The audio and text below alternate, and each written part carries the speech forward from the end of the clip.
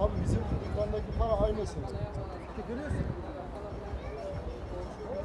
Kısmet olmuyor.